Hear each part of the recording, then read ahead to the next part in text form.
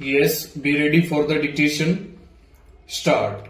As the seat fell vacant, the petitioner, a public spirited person, approached the High Court of Judicature at Bombay, Nagpur bench at Nagpur under Article 226 of the Constitution in public interest litigation number 31 of 2018, contending inter alia that if the election commenced in the month of May 2018, the effective period which the new incumbent would get is only up to March 2019, that is less than 1 year, and therefore he would not be in a position to function with all vigor and render service to the public, and further there shall be huge expenditure in conducting the election.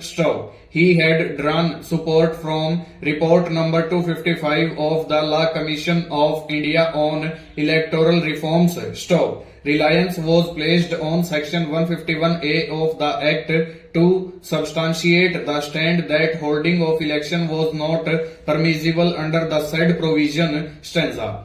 The High Court, scrutinizing the language employed in section 151A, opined that the argument advanced by the petitioner was sense, substance, and resultantly dismissed the writ petition.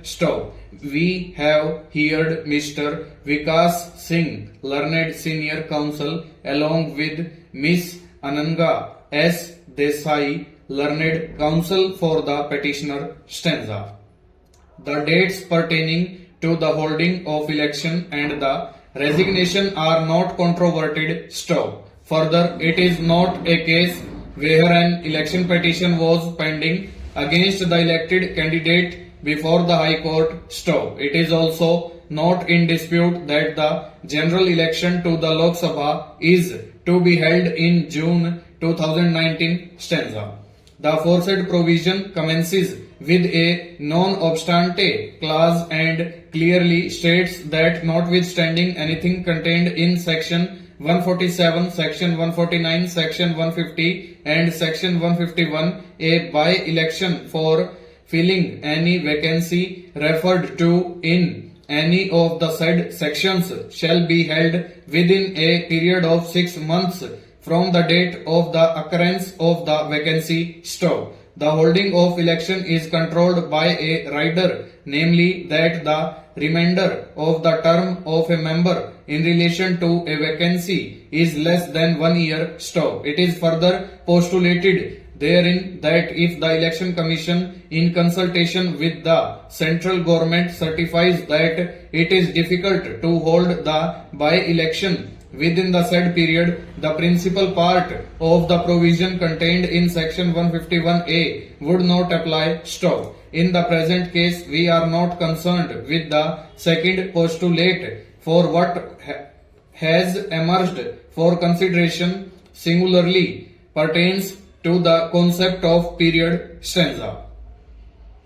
It is submitted by Mr. Vikas Singh, learned senior counsel for the petitioner, that the prohibition contained in section 151A directly comes into play, and therefore the High Court would have been well advised to restrain the Election Commission not to hold the election.